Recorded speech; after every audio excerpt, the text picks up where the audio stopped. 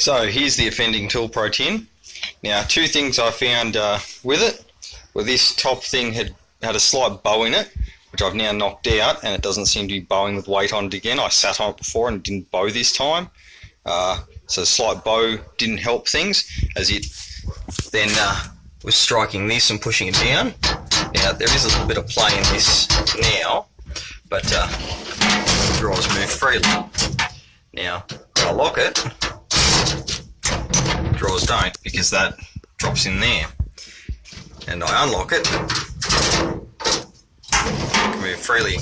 Now, what their biggest issue was that up in here, I've now bent a washer and got it in place and everything. So there was a gap, mild gap around this, allowing that to sit a couple of mil lower. Now, what that meant was that where these strikers are, so here's one of my drawers that's out. Apologies for the mess, I'm about to move house, that's why I need to get this lock fixed. So the locking pin was actually sitting just there, so it was only travelling behind the thing because it wasn't lifting above that ledge.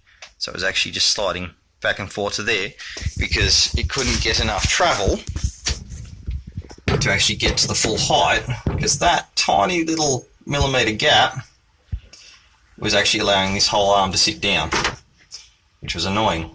So all I've done is I've bent a washer with an internal diameter the same as this bar, and it now sits in there.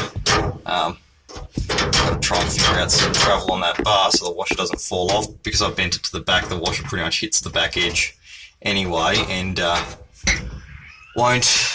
shouldn't fall off. I'm not going to say it won't, but it shouldn't. But at least I now know how to dismantle the whole thing if I need to. So yeah, that's something that is a slightly poor design from Toolpro and their toolboxes.